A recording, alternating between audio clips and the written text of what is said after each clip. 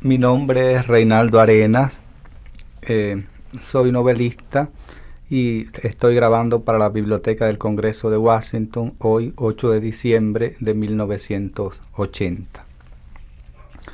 En estos momentos tengo 37 años, he escrito unas 5 novelas, o mejor dicho las he publicado, puesto que tengo otra serie de novelas que aunque no están publicadas están escritas. Algunas pues están escritas hasta por segunda y por tercera vez.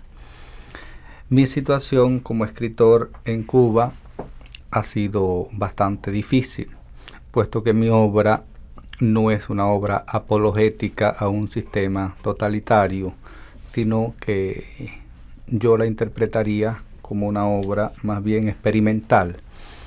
En un sistema rígido y totalitario no se permiten los experimentos, y mucho menos los experimentos literarios y los experimentos con la libertad. Por lo tanto, mi primera novela, que fue Celestino antes del alba, en Cuba solamente se hizo una edición de 2000 ejemplares y no se volvió a reeditar. Y todas las demás obras que yo he publicado han sido publicadas en el extranjero, muchas veces en forma clandestina. Mi literatura no es una literatura obediente. Yo creo que la literatura, como toda la obra de arte, debe ser más bien irreverente. Y en un sistema totalitario como el sistema cubano actual, la irreverencia es castigada. Por eso yo recibí el castigo que me pertenecía, de acuerdo con los cánones de ese sistema.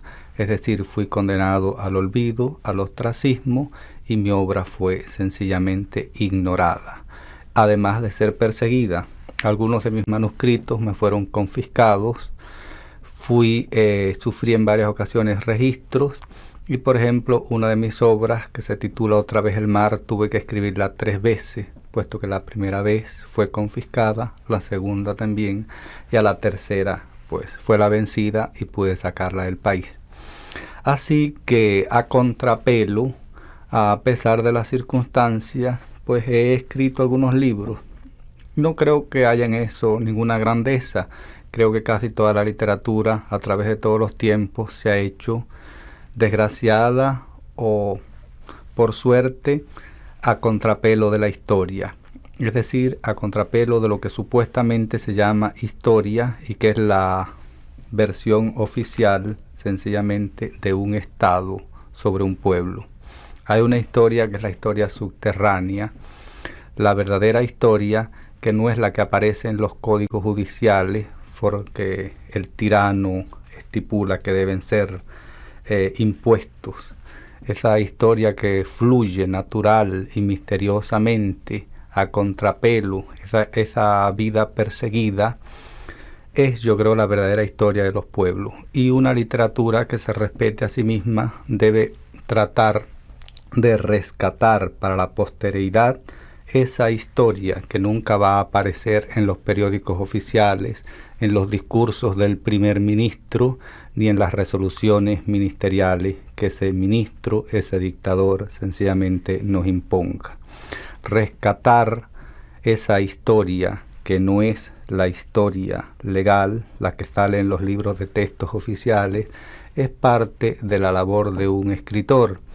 Y indirecta o directamente eso es lo que a veces me he propuesto.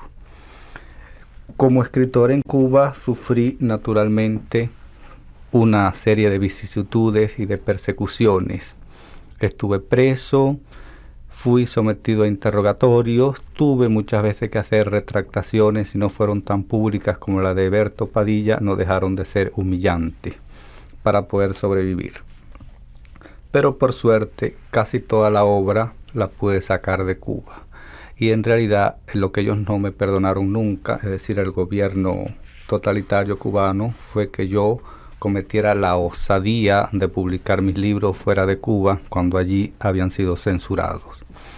Estos libros, de los cuales voy a leer algunos fragmentos hoy, aquí fueron escritos en condiciones muy adversas. Por ejemplo, como ya dije, una de las novelas tuve que escribirla varias veces. Otros materiales los perdí en Cuba y ahora aquí en los Estados Unidos estoy tratando de reconstruirlos con la memoria de lo que me queda de ellos. Muchos de esos manuscritos fueron sacados clandestinamente con amigos, a veces con personas prácticamente desconocidas, pero todos personas realmente con un espíritu, yo diría casi hasta heroico, puesto que el riesgo de sacar un manuscrito de Cuba lleva implícito la prisión. Algunos escritores contemporáneos míos, como el mismo René Ariza y otros más, sufrieron hasta 8 años de cárcel en Cuba por cometer lo que ellos llaman el delito de sacar una obra inédita de Cuba. Así que yo también padecí todos esos riesgos. Desde luego, si uno no se arriesga, pues sencillamente no existe. Y gracias a esos riesgos, pues actualmente estas novelas son conocidas, o más o menos son conocidas en algunos lugares del mundo. La literatura que yo hago es una literatura que yo diría imaginativa, irreverente. Yo creo que el realismo es precisamente la manifestación de todas las realidades y no la manifestación de una realidad.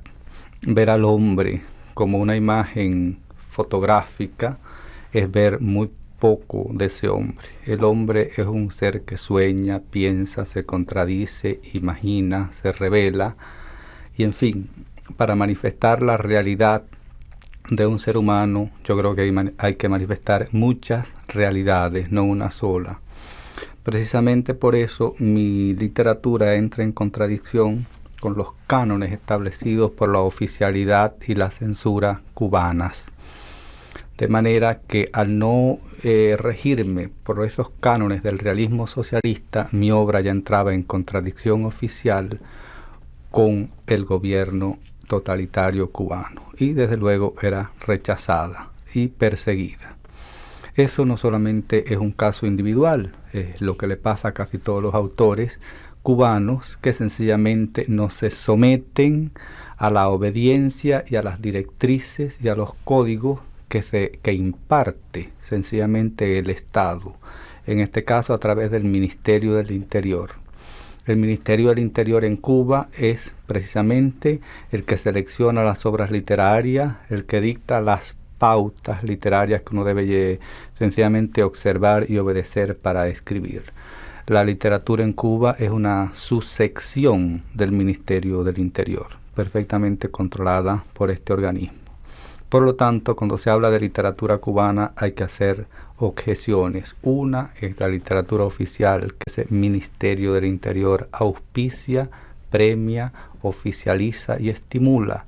Y otra es la verdadera literatura, la hasta ahora prácticamente desconocida, que se hace a pesar de esos aparatos de represión que funcionan además con mucha perfección.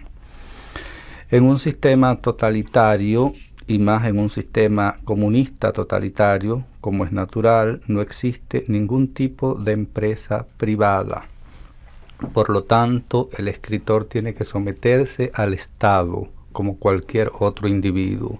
Es el Estado el único que controla los medios de producción, los medios de difusión, las editoriales, la prensa, las radios, la televisión. Por lo tanto, el Estado cuida de sus intereses. El Estado es el único amo, el único patrón, el único dueño. Una literatura que no obedezca sencillamente a las orientaciones impartidas por ese Estado es rechazada por él mismo. No solamente no es publicada, sino que además se considera como una ofensa, como un peligro para ese Estado y es además impugnada.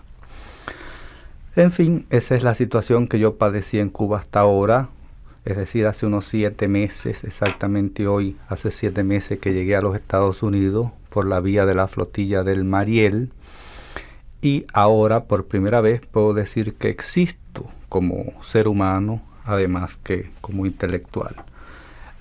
Estas obras que yo voy a leer ahora, los fragmentos que voy a leer, yo mismo desconocía en Cuba que hubiesen sido editadas en una forma tan numerosa. Hay unas 20 ediciones de mis libros, unas 9 traducciones al inglés, al francés, al portugués, al holandés, al alemán, al italiano, en fin, a diversos idiomas. Por lo tanto, eso demuestra que yo allí no podía tener ni siquiera el más mínimo control sobre las ediciones de mis libros. El hecho ya de sacarlos de Cuba era un triunfo. Controlar esas ediciones era imposible, puesto que en Cuba los autores, los escritores, los artistas en general, carecemos o carecen, los que están allí ya, de derechos de autor. No existe propiedad intelectual, de manera que cobrar una remuneración por publicar un libro es allí un delito. La propiedad intelectual también fue abolida. Todo tipo de propiedad pertenece sencillamente al Estado.